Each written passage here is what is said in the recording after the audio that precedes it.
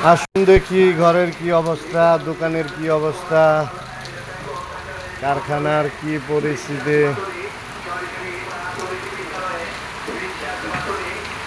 এই হলো কারখানার পরিস্থিতি, কাজ চলতেছে।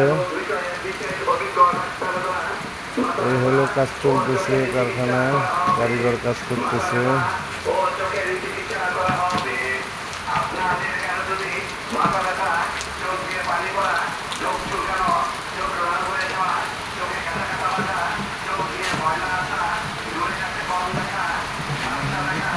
বোঝে না